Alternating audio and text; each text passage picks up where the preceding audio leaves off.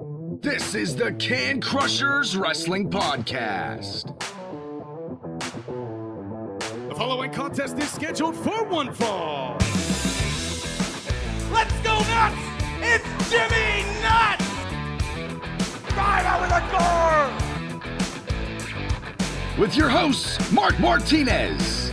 Remember, just because you're trash doesn't mean you can't do great things. And the English Professor. It's called a garbage can, not a garbage cannot. Hey, this is former WWE superstar Duke, the Dumpster Drosy, and you are listening to the Can Crushers Podcast. And welcome to Can Crushers Spotlight. I am your host, Mark Martinez. I am an everyday garbage man with a cast of characters like the English Professor, the Guru, the Rated X Can Crusher. The list can go on, but we love drinking some beer. We love talking some wrestling. And yeah, that's just what we do. Welcome to Can Crushers if you're a first-time listener, and welcome aboard. This is going to be fun. I can't wait so you guys get to know us, interact with us. The ways that you guys interact with us is on Facebook, at Can Crushers 69, Instagram, at Can Crushers 69, and Twitter, at Can Crushers 69. We're going to be doing the show called Ask Can Crushers here in about 2 to 3 weeks once we get a ton of questions in from people like you. And you can send those questions over at cancrusher69 at gmail.com. Man, has it been a long day. It really has been a long day. I'm going to crack one open right now because the interview that I have set up for today for you guys to listen to is a love-hate relationship. This guy loves to hate me. We've worked a couple shows together. I ring announced. He's a hell of a manager. I don't give him respect as much as I should, but I'm going to today. Hopefully he takes it and he's marvelous about it. And he lets me ask him some questions. Guys, I know you see the picture in the thumbnail. I know you read everything about it. Coming on the show is Mr. Marvelous Matt Bish. And I have a ton of questions about shows that I worked with him, about some other stuff that he's done in the locker room, how he got into it, the whole realm of it. And we'll see where it goes from there. Trust me, it takes a hard right. It's unbelievable. But before we get into the interview, we always have to do one thing, and it is talk to you about Collar and Elbow. Guys, these shirts are amazing. They're cool designs. They're very comfortable. Of course, they're affordable, but we can make them even more affordable. When you go to collarandelbow.com and you're ready to check out, there's a little spot for a promo code. In the promo code, type in Can Crushers, all one word, capital C in Can, capital C in Crushers, and we'll get you an extra 10% off your entire order. That's pretty awesome, right? We're very transparent on the show. That does kick some money back to us, like a couple bucks.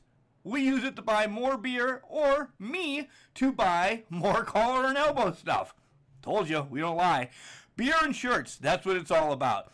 So you're going to listen to a spot from Al Snow telling you all about Collar and Elbow, and then we'll dive right into the interview that I had with Marvelous Matt Bish. Grab a drink. Wrestling. A love and a passion we all share. I've started a wrestling brand. The wrestling brand. A brand founded on the aspects of wrestling. Two entities working together to create a product that connect emotionally for people everywhere. Collar and Elbow is the brand. Passion and love for wrestling is the drive. I am Al Snow, and this is Collar and Elbow, the wrestling brand.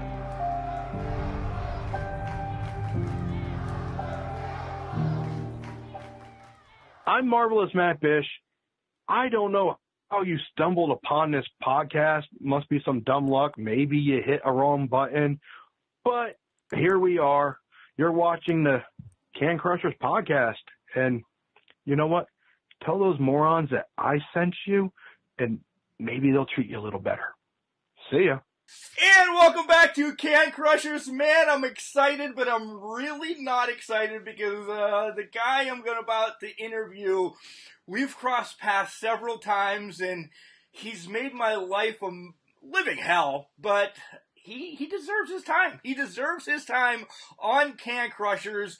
So welcome to the show, Mr. Marvelous Matt Bish. How the hell are you? Well, I guarantee I'm doing far better than you right now. You probably are. Staying in my palatial estate here in the south side of Chicago. Marvelous Enterprises headquarters. So how is it in Chicago right now? My God. Well, first off, it's Chicago, so at least nobody's died today. Not that I know of. Not that, as of whatever time it is. Was that gunshots? Never mind. Go ahead. Matt, we've been in the ring together. I tried to be a good announcer for you. You've always pushed my buttons, and I've continued to do what you've asked, but you always had something to say about what I had to say, and I just want to wave the white flag. Oh, come on. It's called constructive criticism. Trust me, if I didn't like you, it'd be far worse. Ask some of the other ring announcers. Yeah, I've heard of a couple stories, and I don't know if I want to bury those poor guys, but if you do, that's on you. You can tell them you can say whatever you've done to some of them. That's pretty rough. Well, I forced one guy to try to sing the Russian national anthem. That didn't go very well. There's another guy for Phoenix Pro Wrestling, Ted Hollowell. He learned not to carry a clipboard in the ring. He threw that out in the crowd. Not to mention his hat. Wait, you wore a hat? Be glad I didn't throw that into the crowd. Well, it was off my head several times, so I just say that. Say that. Consider yourself lucky. I consider myself lucky. So, wait a minute. Wait. I have a question. How did you get my phone number? I have my sources. Uh-huh. I have my sources. Al Roberts gave it to you, didn't he? Well, I gave him a couple bucks, and it was only a couple bucks, and that's all. It's six-pack and a couple bucks, and he was good to go. Yeah, that explains it. He would do that. Yeah. So, okay, what do you want to talk about? I want to talk about a lot of things, but first and foremost, like I said, I'm going to wave the white flag definitely for this interview. I want to know how you're doing with this whole pandemic around first and foremost. As a caring person, how's everything health-wise and everything? Because last I knew, you had a surgery. Well, yeah, a week before everything shut down, I had surgery on my calf muscle for a staph infection, which is not fun. And I like to say I'm all healed now, but it took a month and a half to do that. And that's the only good thing really about not being able to go anywhere or do anything, was that I had this time to recover. And I could say I'm pretty much healed now, but,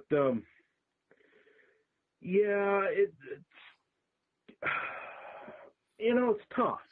I mean, I'm rich, so I have my own bowling alley here and my own personal movie theater. It wasn't that bad, but I heard like some of the poor people just didn't go very well, and I do feel sorry for some of them. Me? I'm one. Well, yeah, but didn't you get that stimulus package I sent you? I did not.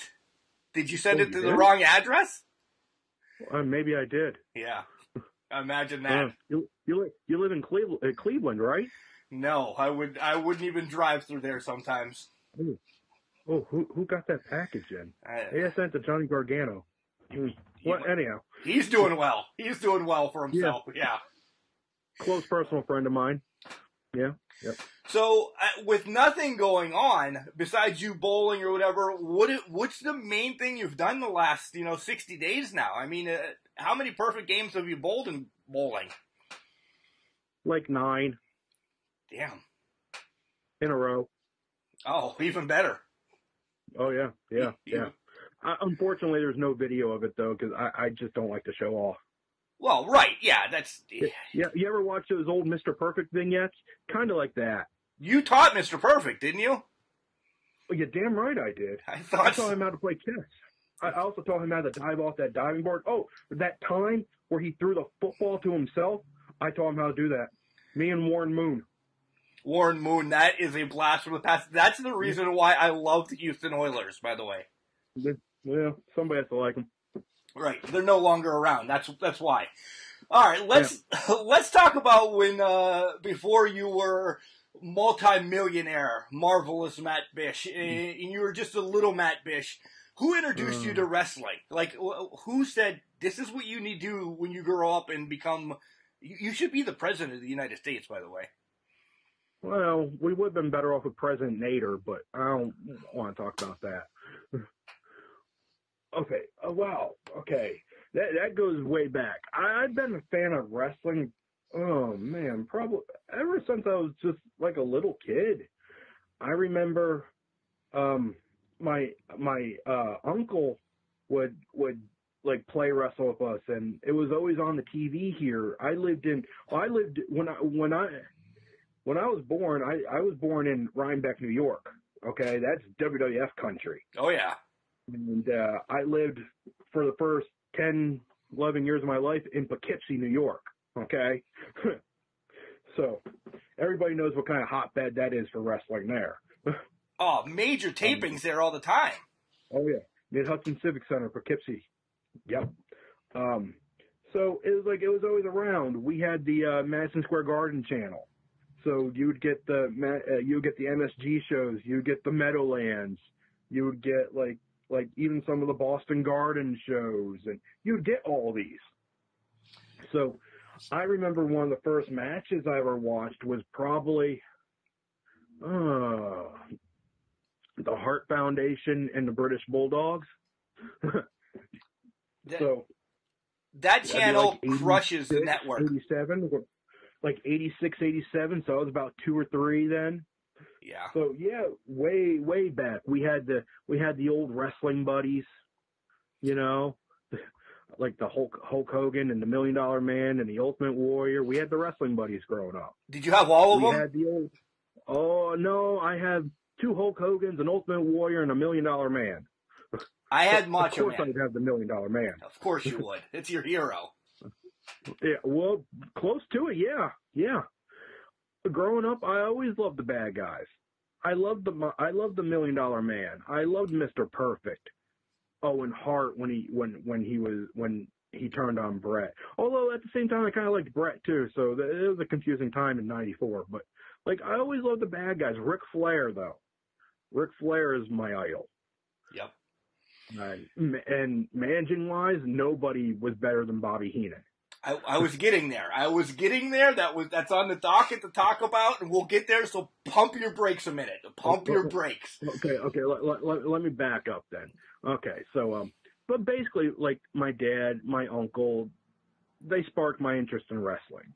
You know, my brother and myself, my cousins, they would take us to the shows at not Madison Square Garden, in Mid-Hudson Civic Center. You know, I remember '94, we were there for the Heart Attack tour, and like it was also like an all day long Superstars taping, so you're there for like 6 hours. That's a dream. We were opposite of the hard camera, so we ended up being on television on W Superstars for like 6 straight weeks. You could see us in the crowd of the old shows because we were only like 5 rows back. And I remember if you want to put this in perspective, history-wise, that was also the taping where Bob Backlund put Arnold Skolin in the crossface chicken wing. Oh damn! I remember. Yeah, I remember that exactly.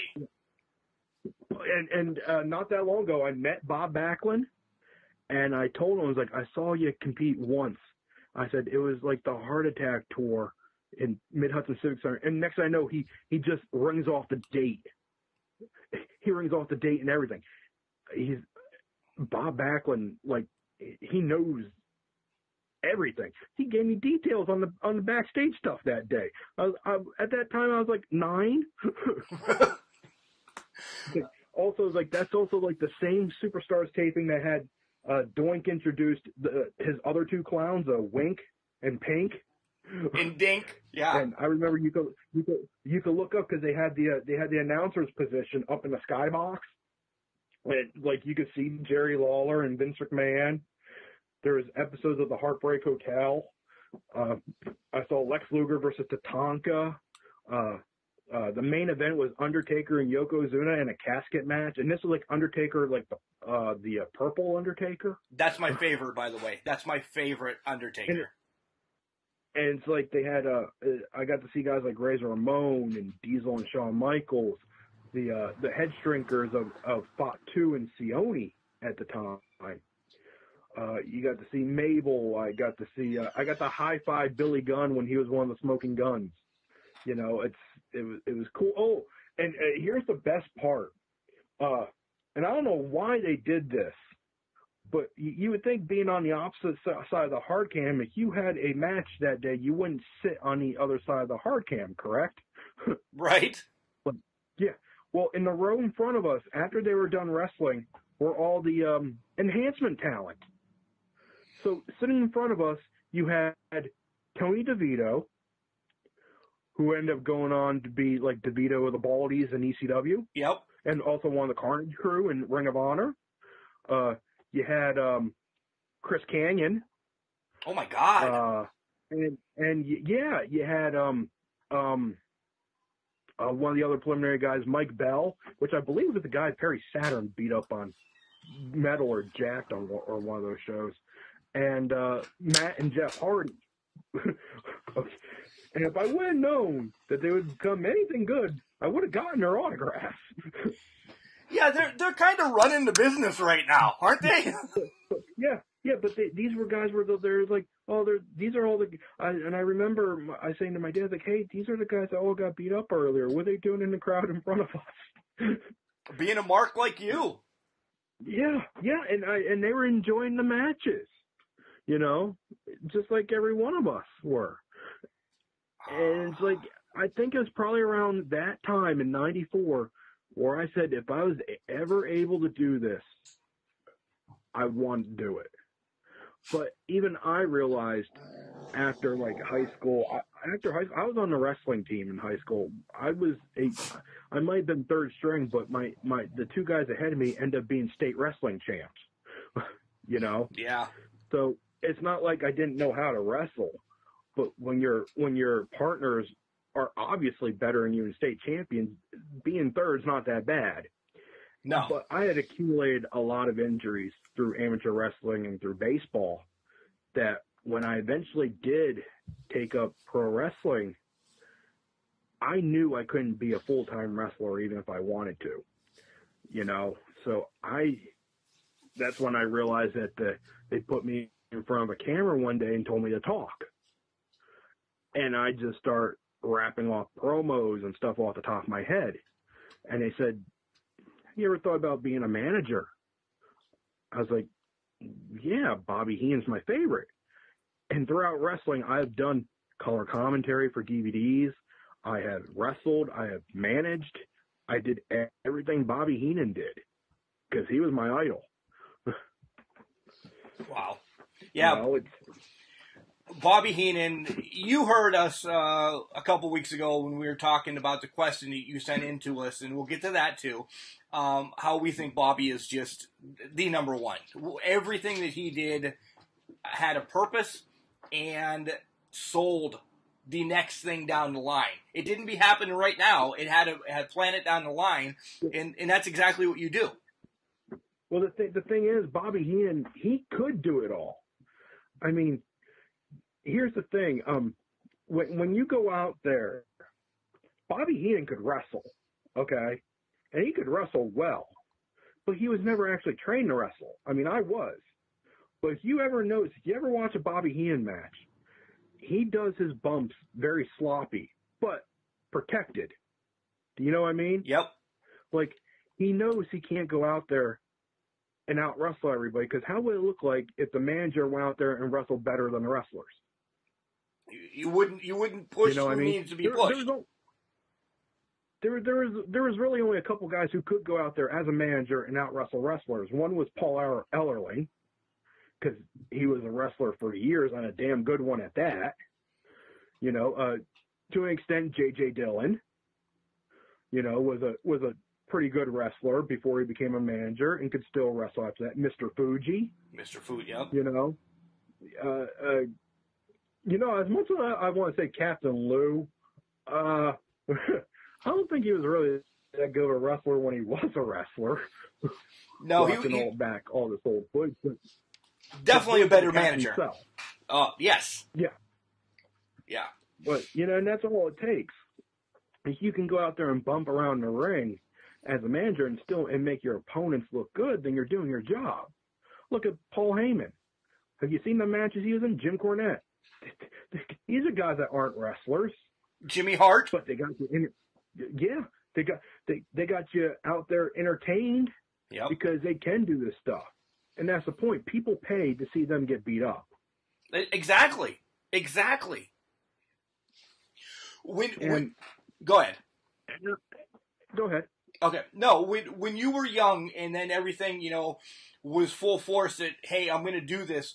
What did mom and dad think? What were the family thinking? They're like, Matt, maybe you shouldn't do this, or you've had a ton of injuries from baseball and, amateur wrestling, or were they like, yeah, go ahead, man, do it?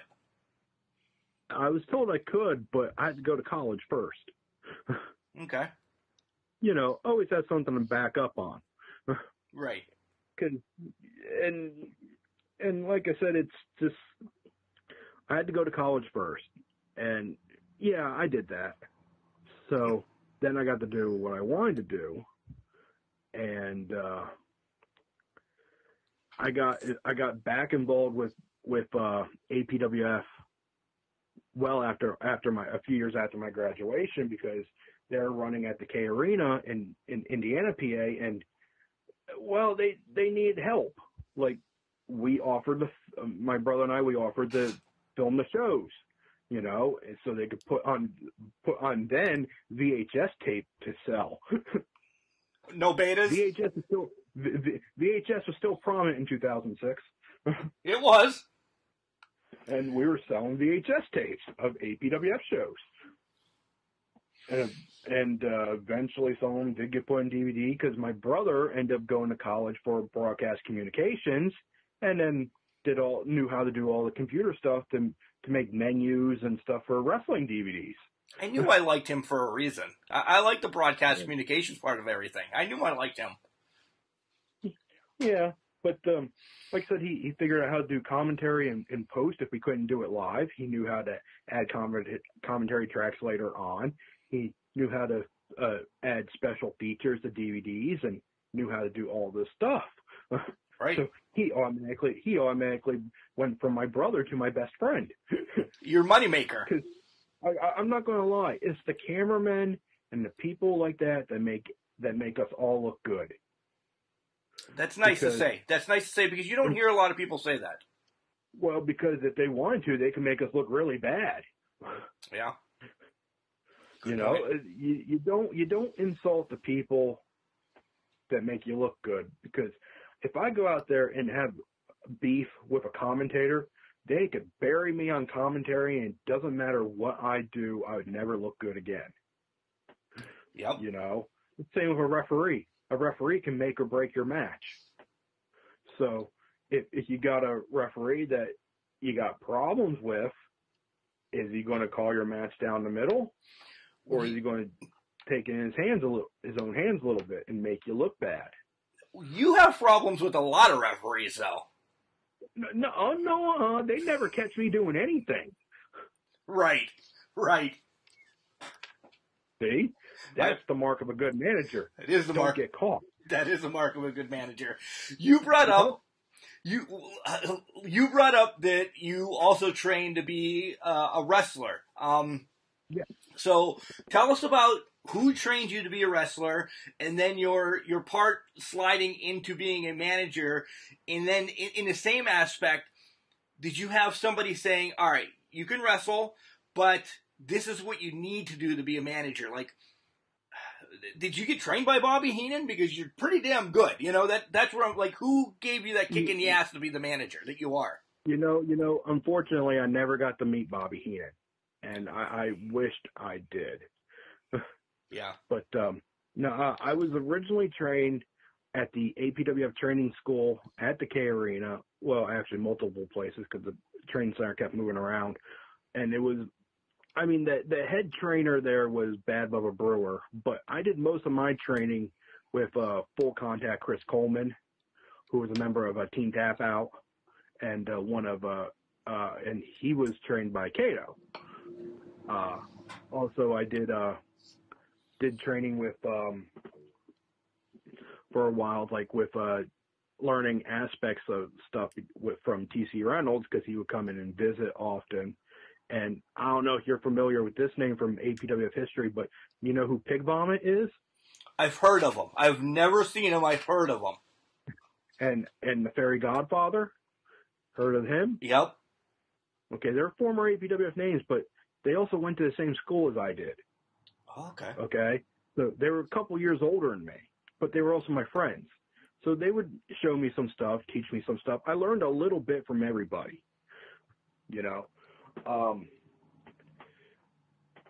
And actually, tell you the truth, I managed for the first time. Oh, let me think about this. March 2007. Wow. Was my first actual match as a manager. I say actual match because for my graduation project, I put on a wrestling show with the help of APWF, and I managed in the main event of that, but I don't really count that. But yeah, because you're getting graded on it. Right. And the thing was, that show, I managed the New York Assassin #1, who was TC Reynolds, and the Russian Destroyer #2, who would go on to be the Russian Bear. And they faced, who did they face? Man, I'm trying to remember back. I've been hitting the head quite a few times.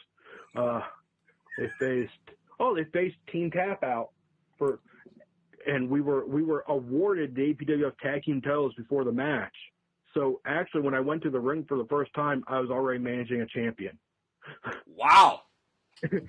Yeah, and we set up our theme music as "We Are the Champions," walking to the ring. And it's my first time out there. I wore this stupid tuxedo that I vowed never to wear again. Yeah, thank God. Well, the reason why I stopped wearing it is because people kept calling me Mayor Mystery. Because Mayor Mystery and I dressed the same, except he has the mask and top hat, and I had the same outfit. And I was like, no. After about 2 years, I stopped wearing that tuxedo because I got tired of being called that. Nothing against Mayor Mystery. He's another one of also the premier managers in the area, and I think he's still managing for KSWA. I think he is. I've seen something recently that they put up. Somebody might have put a video together about him, actually. I swear it's within the last month of this whole damn quarantine thing. Shit and dates are just everywhere. I can't remember a date like you guys. But he's also another of the premier managers and always has been. And so I got nothing bad to say about him. But, yeah, we go out and we got these title belts, and I was told to come up with a promo, and I had no idea what I was going to say. And I just called it off the top of my head, and I remember nobody was doing anything at first, and then all of a sudden I hear, boo, boo. I look in the back of the building, and my parents are there booing me. God. Thanks, guys. And then everyone else started booing. So it worked. Yeah. And I felt comfortable after that. That was my first show, and I think I managed 3 times that night. My God. Because I managed later on, it was a 3-way match with, I was managing Maverick the Real McCoy, and they were going up against Nasty Nick Norton. And here's a name, Rocky Reynolds. I know Rocky Reynolds. Four-time NWA Junior Heavyweight Champion. Yep, I've seen him several times. Yeah. I love Rocky, managing against him, and he ended up winning that match. And then I think I managed one more time that night. And I think I was managing Diamond Troy Justice later that night. And I can't remember what happened at the end of that one.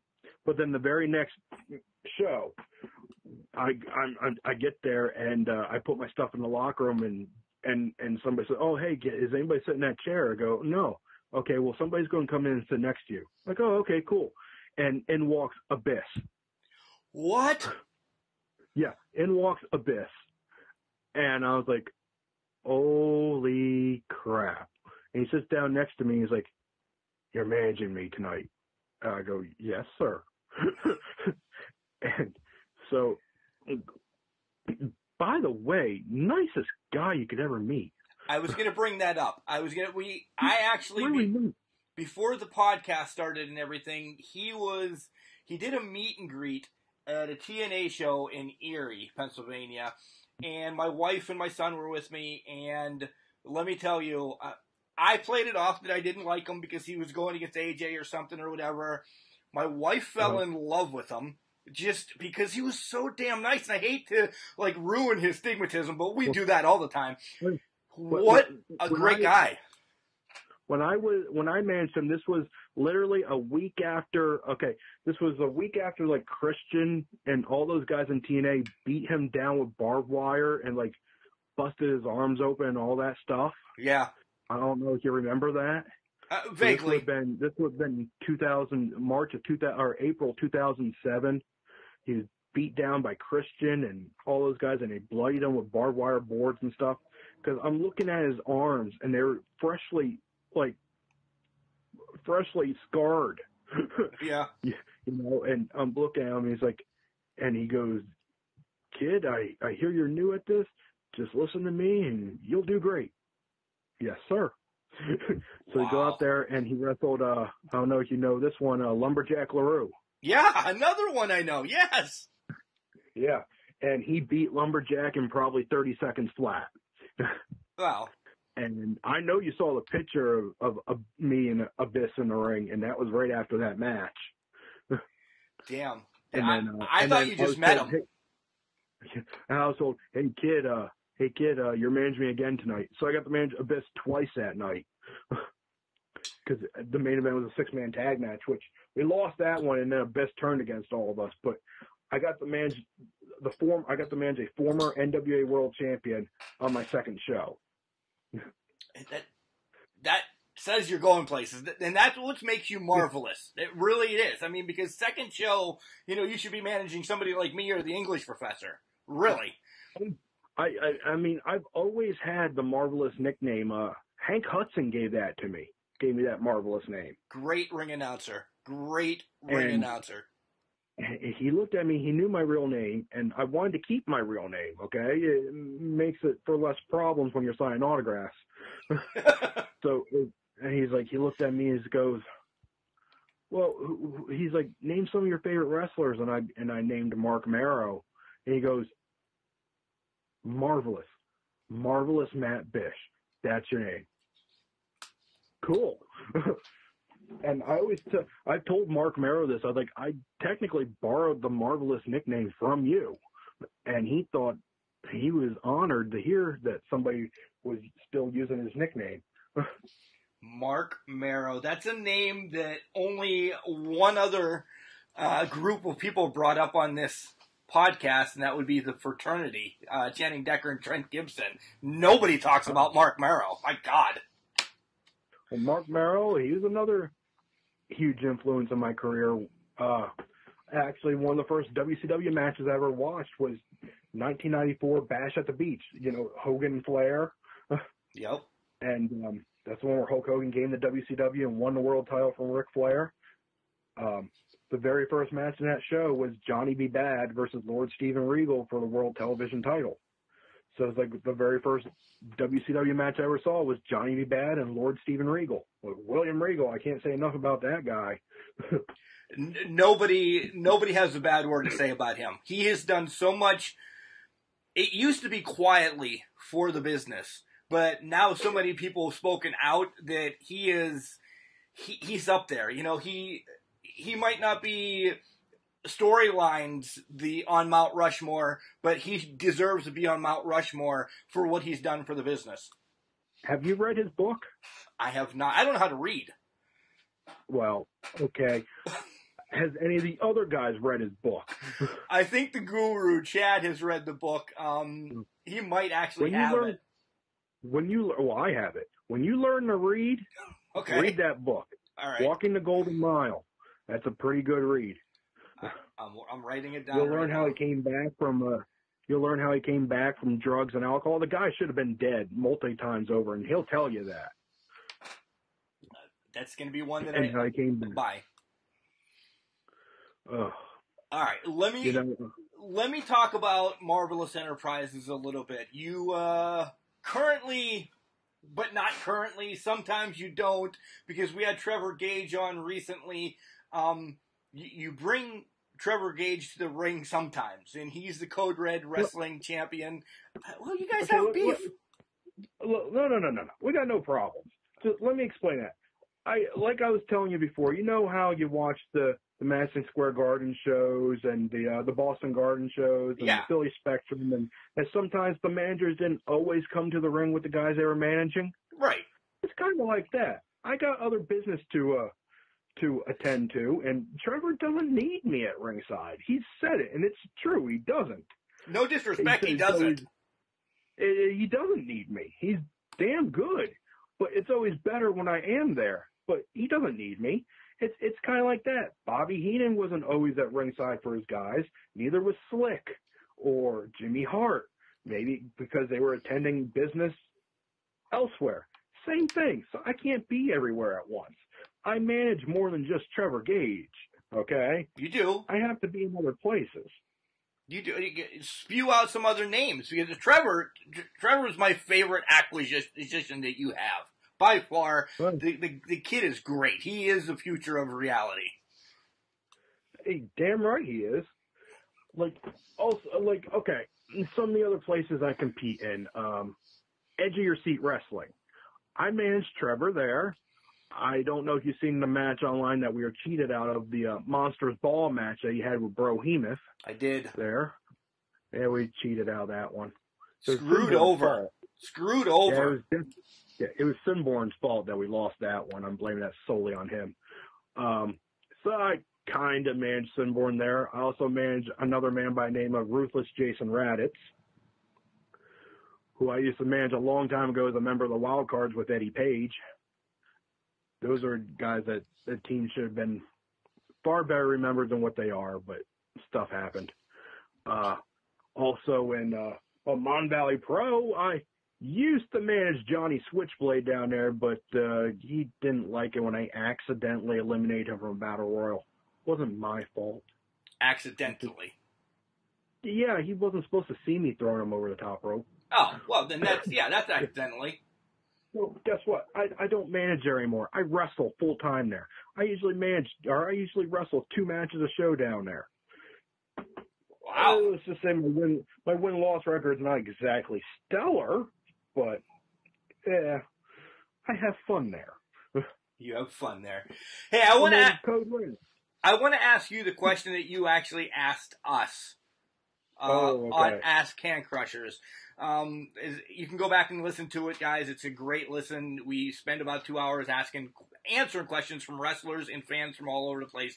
But you asked to name the top 5 active managers right now. And this is where I'm going to spin it a little bit. We said that you're great, so you have to exclude yourself. Okay. So top 5 active. Top 5 active.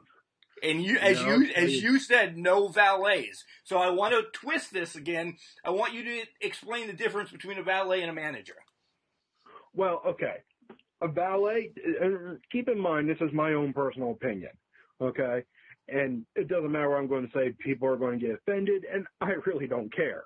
So a valet to me is somebody that just stands there in the corner and claps and does nothing and can't talk, can't cut a promo, can't make the people they're with look better. If you can't enhance your talent, what's the point of you being there? Touche. You know, it's not just about getting yourself over. It's about getting your talent over. People like me are normally put with people that can't talk, and you make them look better, you know. Now, somebody like, okay, now when I first started, I'm going to take Trevor for example. When I first started with Trevor Gage, he was a goody two-shoes. He couldn't really talk. I mean, he had everything else there. He had the moves, you know, the talent. He was missing something. He was missing an edge, you know. I start managing him, and he gets a bit of that mean streak in him. And then he starts saying what he really wants to say. That's how a manager is supposed to help their talent. They help their talent grow. If you can't take bumps, if you're not willing to put it all on the line to help your talent win, then to me, you're a valet. Okay. Does that kind of help? No, that's a great. We probably thought the same thing. We really did. That we discussed the same thing. Now there are some exceptions to that rule. Miss Elizabeth might have been a valet, but she was a little bit more when needed to be. She really blossomed during her WCW years. She did. You know, when the Macho Man was doing the NWO stuff and they were feuding with Diamond Dallas Page and Kimberly, and Elizabeth would talk more and get more involved, and she became more of a well-rounded manager then. Not saying that she wasn't good to begin with, but she did a lot more when she was in WCW. You know, somebody like Sensational Sherry. Oh God, I wouldn't want to be in a fight with her. She'd kick my ass. Right. And everybody else's for that matter. You know. You could also say somebody like Sunny. Sunny was somebody that would get involved as she needed to be. You know, somebody like Sable. No, Sable really didn't do much as a manager. She basically stood there and clapped. Yeah. You know, Sable would be somebody I would consider more of a valet. Terry Runnels was the same. It was the same thing when she was doing more of the early Marlena stuff and the Alexandria York stuff. Didn't really do too much, but she could talk when she needed to. So, you know, there are some exceptions to that. Then again, if you're not able to bump, but you can talk, makes you a good manager. Look at, I would say like somebody like Slick. Slick didn't really wrestle any matches, but boy, he could bump when he needed to. Yeah. I think Hulk Hogan proved that by using him as a pinball all around the ring before. He really did. You know, but you see where I'm getting at? Yeah. And like I said, that's just kind of like my personal opinion on stuff, and that's just the way I feel and the way I always will feel about it. And it just irritates me when you got these fans that go online and says, "Oh, hey, can you just bring me in to be a manager?" Off of what? You haven't trained, you can't talk, you just want to stand there and think you can do it? It's not that easy. It's not. It's definitely not that easy. If you don't know what you're doing, you could get hurt, or even worse, you could hurt somebody else, and I'm not going to let you stand there and risk hurting me. Yeah. That's a follow-up question I have. That really is a follow-up question I have. But, all right, do your top 5 active managers then right now. And you know, just like you guys, kind of tough to come up with 5. It is. It really is. But I'm going to go with BC Steele, Corey Cross. I don't know if you heard of her. Have you heard of Rabid Rizzo? I have not. She works with Jason Drake and Riot City occasionally. Okay. Out in Delaware. Okay. She's done a lot of stuff in Pennsylvania as well. I'm going to say wow. And that's where we were. Yeah. You know what? Here's somebody I'm gonna put over Lexa Rose. Oh, nice. I agree with that one. Yes. She does a lot more than just clap. Oh, hell yeah. Yeah. I felt that personally quite a few times. I've been in the ring when she's been in the ring, and I'm scared. Yeah.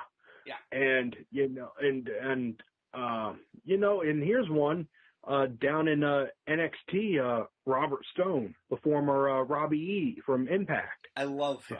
I love what they're doing with him right now. And, he just proves he doesn't have to wrestle. He's found a new career as a manager. Yeah. I mean, because he could easily stayed in Impact and done the bromance thing probably for the next 20 years if he wanted to. Yeah, that was over. That really was over. Yeah. And normally I would say somebody like Paul Heyman, but Paul Heyman might be able to talk nowadays, but Paul Heyman's not the same manager that he used to be. No. Paul Heyman's always going to be great on the microphone, no matter who he's with.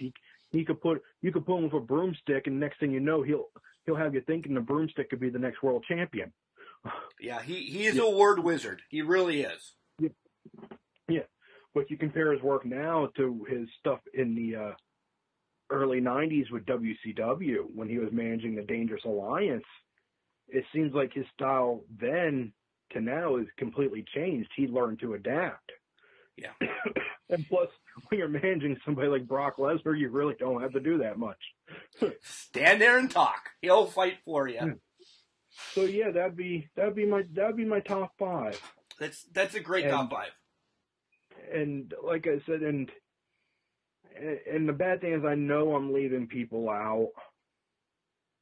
But for the life of me, I can't think of anybody anymore from like when I started, because a lot of people I started with have since retired. Or it's definitely not like what it was in the 80s. The thing is, if this was the 80s, you know how much fun I would be having. Well, that leads to my next question then. Why has wrestling lost the manager? And 2-part, it needs to come back, but it's going to be different. So what role can the manager come back as being a little different? Because let's face it, Matt, that kids today, unless the manager's going to start doing suicide dives and this, that, and the other thing as well, kids today just don't want to watch a manager just pull a heel or hit them with a cane or throw salt in their face. You have to kill the person, pretty much. Yeah. A lot of them feel like they don't need it. And I'm going to tell you the truth. You look at a lot of guys on TV, and they do need managers. Bad. Some of those guys need, like, okay, here's an example. And for the first time in a while, I've actually watched current wrestling. Okay, Bobby Lashley, when he was with Lana, that was horrible. Yep. Now that they put him with MVP, I don't know if you saw Raw the other night, but I did not. I fast forward through Raw anymore. Saturday mornings, I watch all of WWE's. Okay, well, Drew McIntyre was going up against King Corbin. Okay, and Bobby Lashley comes out with MVP, and MVP does the talking for Bobby Lashley, and really got me excited to see Bobby Lashley versus Drew McIntyre at Backlash for the world title. MVP is a talker, first of all. Yeah. Exactly. Lana, not so much. MVP can get in the ring. Yeah, Lana can't. Enough said. I don't like to say anything bad, but I mean, I watched Total Divas, okay, and I couldn't stand watching her on Total Divas. I don't know if I'm going to keep that in or if that's going to be spliced for every show. I just didn't expect you to be a Total Divas fan. Hey, sometimes you got to watch different stuff. I watch Total Divas, Total Bellas. Just sometimes. Okay, for the first couple of seasons of Total Bellas, John Cena was hilarious on there. Or, like, on Total Divas, Rusev. Rusev was my favorite character on Total Divas. Because he would just make jokes and everything and stuff like that. Yeah, I miss Rusev. I really do. I hope he goes somewhere and does something. I'm shocked that Lana wasn't part of the nixing as well. Well, that's a good question. But here's the thing. if you looked at a lot of those names that were released, some of them before you heard were griping, complaining. Yeah. You know, like Rusev had complained before and it was taken off TV because he was having contract problems. Or like the Revival, they wanted to be released before a couple times and they weren't. Same with Gallows and Anderson. Or like what Zack Ryder said, his contract was going to expire and he didn't want to renew it. Right. You know? So a lot of the people they did cut had previous problems with their, you know, like Brody Lee. Eric Rowan was surprising. I didn't think they would release him. Yeah, especially with the build-up with the spider, and then it got killed, and all that. Yeah. Now, Drew Gulak was a different story. His contract just expired, and they were still in contract negotiations. Doesn't mean he won't be back. It just means that was his last scheduled appearance for them. Right. So it's like some of the stuff you can understand. And yeah, some of the guys that were released, I consider them acquaintances, and I hope they land on their feet somewhere. What was I going to say? Well, think about it. Speaking of, I got off a tangent somewhere, didn't I? That's okay. It happened. It does happen. I have some questions about acquaintances, but I want to ask the two kind of silly questions now, just to get them out of the way, just because you're a manager, All right. Yeah. We always talk about rebuilding the Four Horsemen, okay? Yes. If you could rebuild the Four Horsemen today, one from kind of each organization. So you get one from WWE, one from AEW, one from Impact, and then one from NWA. That's a little twist. Who would you throw in that Horseman organization right now? Wow. Yeah. Thanks for the loaded question. Yeah. Okay. Well, you'd have to go with guys who you know could be a team member, willing to work for the good of the team. Or you pick a centerpiece and the other three guys have to protect them. Work for Flair. Yeah, I was going to say work for Flair. Yeah. You know, Impact Wrestling, I'm going to have to say Michael Elgin. Oh, nice. That's the Arn Anderson. That's going to be the Arn Anderson, right? Yeah. Although a close second there would be Eddie Edwards. I like Elgin better, so we're sticking with that one. But yeah, I'm going to go with Michael Elgin from Impact. NWA, I'm going to have to go with my buddy. I'm going to go with Eddie Kingston. Okay. Yeah, I'm definitely going to go with Eddie Kingston. AEW. Oh man, AEW. I'm going to go with Christopher Daniels. Oh wow. Definitely Christopher Daniels. I love Christopher Daniels. Always have. And WWE.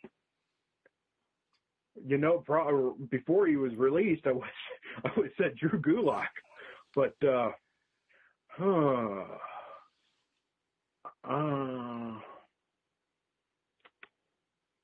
you know, I'm going to have to go with Angel Garza. Wow. So I like Angel Garza.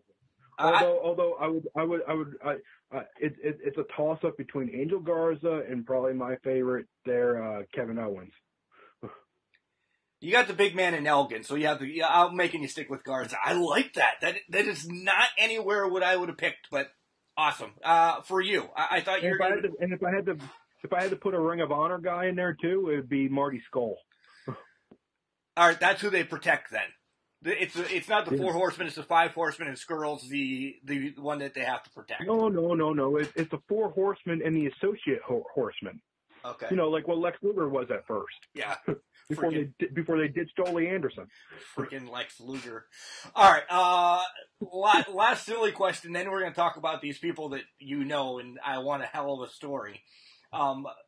Spoiler, folks. This is going to be at minimum a 3-part series with Matt Bish because a monthly show with him because we talked off air and these are great stories. But I digress.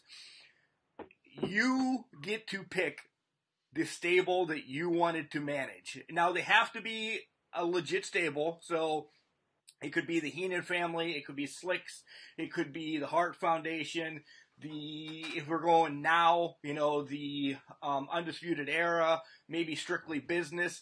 You get to pick one of all time. Anybody I didn't name, what Marvelous Enterprises are we going to see you on? Who's going to be the big people that you can fantasy manage?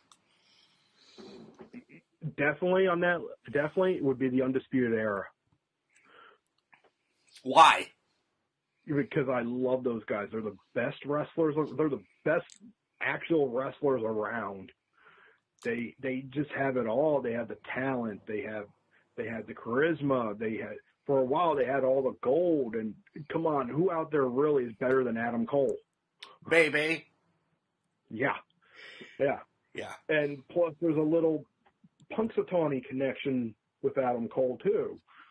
Wait, what? Wait a minute. Then I might as well ask this question right now. I know that you're in Punxsutawney, and there's somebody that also is originally from Punxsutawney, Britt Baker. Have you guys ever crossed paths? Not really.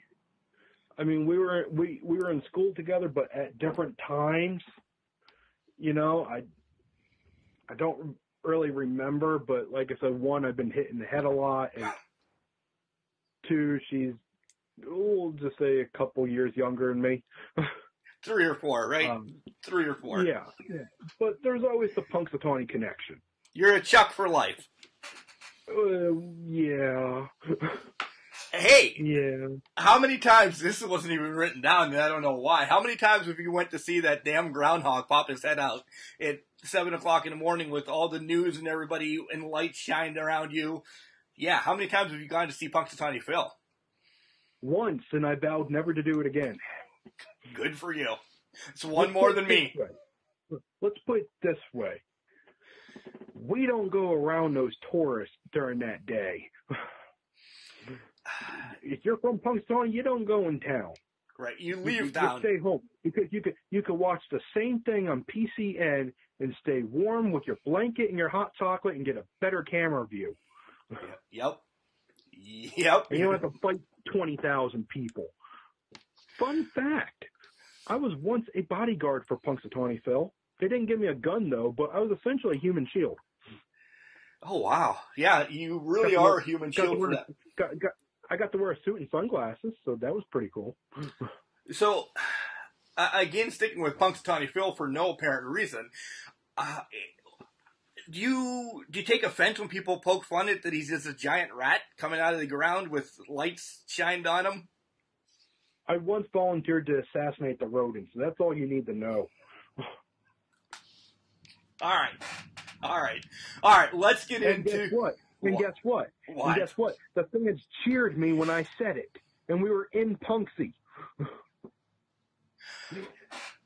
Oh my God! Fucking Punxsutawney Phil, awesome. All right, let's talk about some of the people that you shared. This is where it turns into a mega series, folks. We're going to let you do one awesome story today and then get more in the hopper for down the line. I want a good story because you've shared the locker room with Bret Hart, with Shane Douglas. Well, Yeah, Virgil. Dream, Eddie Kingston, Abyss. I mean, come on. Okay, I got one for you. I got a good one. Okay. This would have been, I'm going to say, probably middle of 2000. It's probably the summer of 2007, and I was with the APWF, and we were in Oil City, Pennsylvania. And we had guys like the Blue Meanie and Showtime Eric Young was on the show. Wow. And yeah, so, and this was in the middle of his Don't Fire Eric TNA run. Okay. Okay. And the Blue Meanie was around, and the first spot was it Oil City? Yeah, it was Oil City. And my group at the time, we weren't called Marvelous Enterprises. We were called the Diamond Exchange then because Diamond Troy Justice was the leader of the group. So we were called the Diamond Exchange. It was the predecessor to Marvelous Enterprises. Okay. So we get into a fight with the Insaniac, which you don't want to know too much about that. It reminds me of some horrible horror movies I was in that we may touch upon one of these days. Okay. And the Blue Meanie. And everybody goes fights the Insaniac. So I'm the one that's going to go challenge the Blue Meanie in the aisleway. So I go right up to him. He blocks my punch, punches me, and my sunglasses go flying straight up in the air. And I stagger back. He catches my sunglasses and throws them over to the merch table. I'm like, hey, there goes my sunglasses. And I turn around and he punches me in the face again. Punches me all the way to the locker room. I did get those sunglasses back, though. I told him it was a nice catch. But and here's the main story for that night, okay? I was suffering from kidney stones. I don't know if you ever had a kidney stone. They're horrible. Unbelievable horrible. I'd rather die than have another one. Well, I've had a few of them before, okay? And this one I couldn't pass. So I had a stent in me. You know what a stent is, right? It's a hose that goes in through, well, a very small opening and goes up into your bladder. And they kind of keep it in there for a little while until you're able to hopefully pass it. And so me thinking, yeah, I can still do a wrestling show. That was mistake number one. Dumb. So we're in the ring, and I'm kind of in a little bit of pain to begin with, okay? So one of the other wrestlers, his name was Colonel Carnage, and he was a former soldier. And, okay, I'm going to let him in this one. He was also my cousin. And we had talked about what was going to happen and stuff, and he had this big helmet, the big Kevlar helmet. Yep.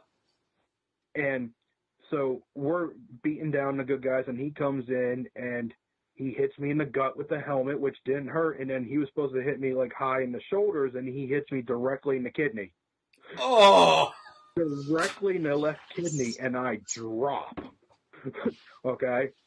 And meanwhile, the rest of my guys in Brittany Force are still beating up the good guys, and we're controlling the ring. And I'm lying on the canvas, okay? Like, trying to breathe, but, like, not really crying, but it kind of just looks like that I'm really selling what was going on because it looked like it really, really hurt when it really did. So Brittany Force checks on me, and she's like, are you okay? And I go, no. So finally, we stopped beating up the baby faces, and they go pull me out of the ring, and they had to literally I literally had my arm wrapped around two people because I couldn't get anywhere. Okay, I wasn't getting any traction. Did you tell anybody that you had this in prior to the event? Oh, everybody knew. And they all told me that I shouldn't be doing this. And I knew I shouldn't be, but I was still a rookie at that time. It's like I felt like that if I didn't do it, they wouldn't trust me. Yeah. Yeah, exactly. And I pride myself on saying that I never missed a booking. Even when I had my head bashed in a few years back, I didn't miss any bookings out of that. That's another story for another time. But so we go to the locker room, okay, and I had to go to the bathroom, okay, badly. God. And I like limp my way to the bathroom, and I'm in the I'm using the urinal, and all of a sudden I look down and I'm pissing blood. Imagine that. And I'm screaming, okay, because the pain was just bad. And then all of a sudden, coming out of the bathroom stall is Eric Young. And he just looks at me. He's like, "Brother, are you okay?" And he looks over my shoulder. Okay. To check your size? To check your size or what? I don't know. I don't know, but he sees all the blood. And he goes, "Are you okay?" I go, "No." And then he goes, "Yeah, I'll be fine." He's like, "Well, what happened?" I was like, "Oh, kidney stone." He's like, "You're out there wrestling with a fucking kidney stone? You're either very tough or very stupid." I was like, more like column B. Yeah. So at the end of the night, I look in my gear bag, and there's an autographed 8x10 in there from Eric Young. Oh, that's awesome. That's yeah. So yeah, that's the one story. That's the first time I did a show with a kidney stone. I did it again. Well, you can't leave us hanging. Years later. You can't leave us hanging on the second kidney stone story. So let's go a little bit long and tell that one as well. Then I need to know that. Okay. Well, the second one, this would have been 2012, a few years later, and I was working for Undisputed Championship Wrestling down in Uniontown, which I'm still at today. And I had the Marvelous Enterprises group, and we were going up against this masked guy named Sin. Not Sinborn, just S-Y-N, his name's Sin. And we had these guys, we were feuding with this group at the time called The Plague. And they were another heel group, fighting for supremacy. We had the UCW heavyweight title. They obviously wanted it. So a couple of their minions was sent to the ring, and myself and one of my other guys I managed at the time, Black Ice, went down to ringside to head them off at the pass, while I had the Russian Bear stand in the ring with our heavyweight champion, Sugar Steve Flash, as the last line defense. It was a perfect strategy. Yeah. And so I'm out there. I didn't have a stent this time, but I had a kidney stone. And I rammed the one guy's head into the ring post, and next thing I know, the other guy hits me from behind, elbows me right in the kidney. And I turned around and straight kicked him right in the dick. I said, "Don't you ever do that again." And he's down on his knees holding his nuts, which I think I kicked him right up into his throat. And then we fight all the way to the back. And then the Russian Bear takes off his mask, and it's the leader of the Plague, Jackal. I don't know if you heard of him, but no. He was another big guy. He turned around unmasked because he had taken out the Russian Bear beforehand and took his outfit. And then attacked Sugar Steve Flash from behind, rolled him up, and pinned him for his title. He was the real opponent. He lost the title. But let's just say, that other guy, he stayed down on the ground for a good few minutes holding his nutsack. I would only imagine. All right. Let's. If you're starting with nut stories and dick stories, I can only imagine in a couple of weeks what part 2 is going to be and who we're going to hear. You were kind of, and don't take this the wrong way. I know you love Bobby Heenan, but holy Christ, you have a lot of Jim Cornette in you because you're rattling stuff off at will. You have to have a collection of everything that you've ever done, right? I have a lot of it, and maybe one of these days I'll invite you to Chicago, and you can actually see some of this memorabilia and stuff I have. I would love to do it. I would love to. I'll just have to make sure. I just have to make sure to tell the guards not to shoot you on sight. Well, some people already have a hit out on my head. They're working with my wife to collect my insurance, but nonetheless. Wait. How much you worth? Couple bucks. Not many. Literally a couple bucks. Like $250. But then again, if I had everybody killed off, who's going to admire my collection? Right. So See? I kind of got to show it off. Nice. Hey, we always ask these questions at the end as well. One, what are you going to tell the kid that wants to be Marvelous Matt Bish as soon as they're old enough? It says, "Hey, man, I love what you're doing for this business. How can I do it?" What's the best piece of advice you can give them? Buy my merchandise. No, seriously though, I would tell them first, stay in school, go to college, because you need something to fall back on just in case. Because when I was injured and out of wrestling for 11 months, I had a backup, and it served me well, and it still serves me well to this day.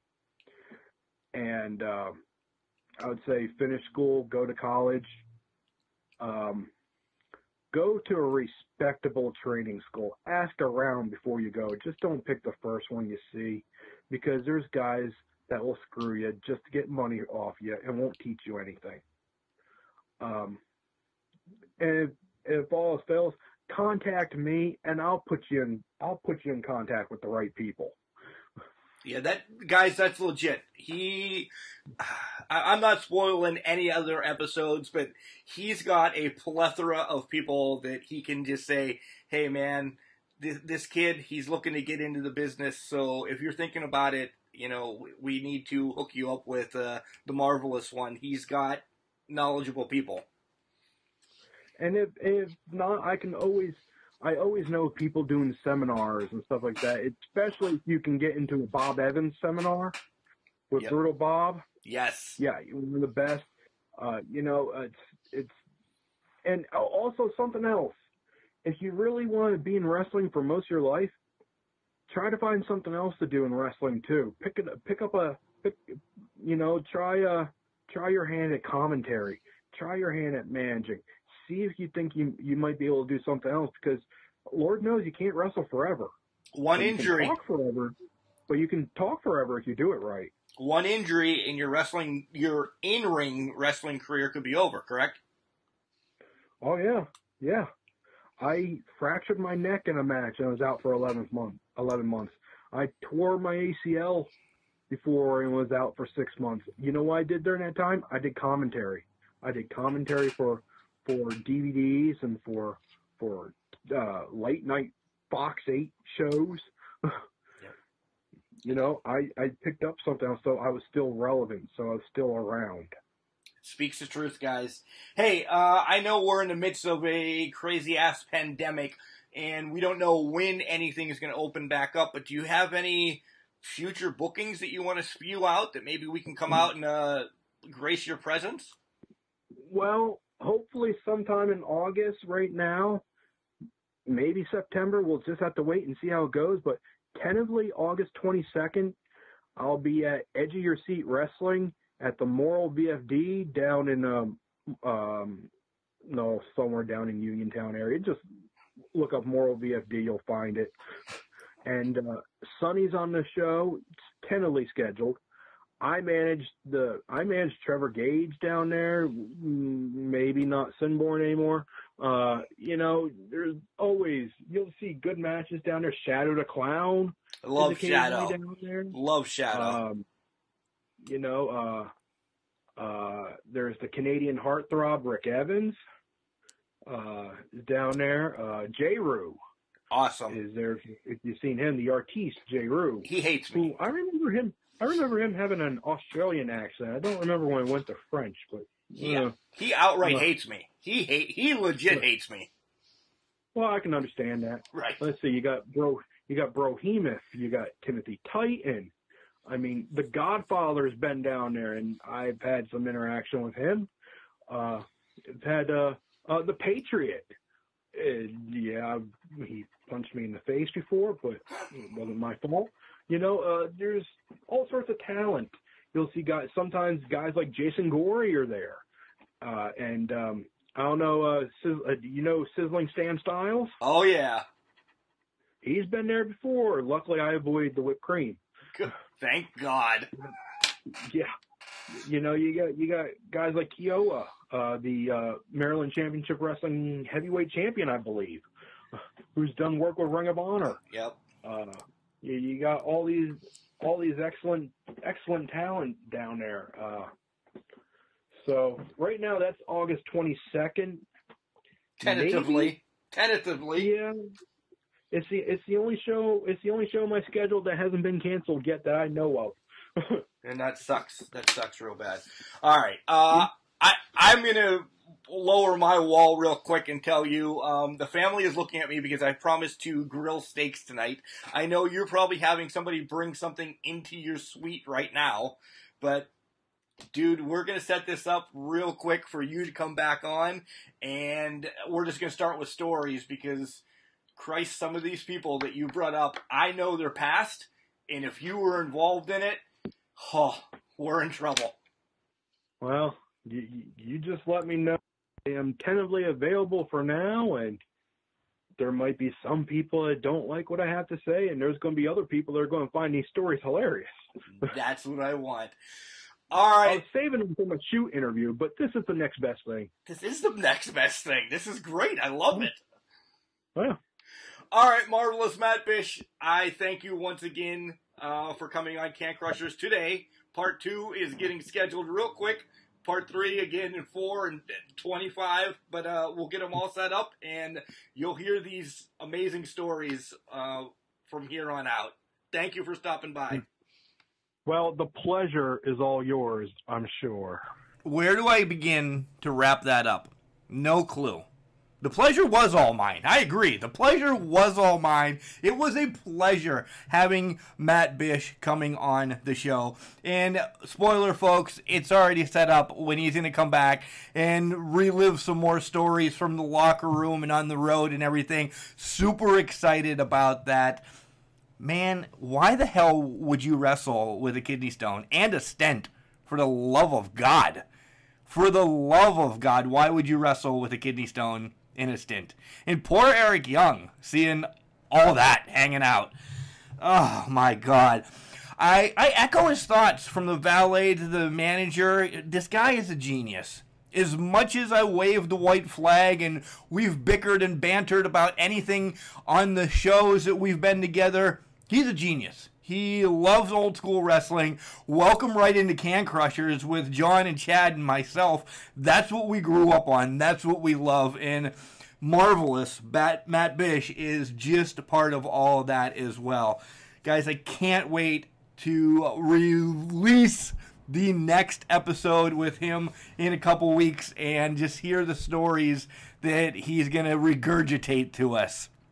Again, guys, head over to all our social medias. It's at CanCrusher69 on all platforms.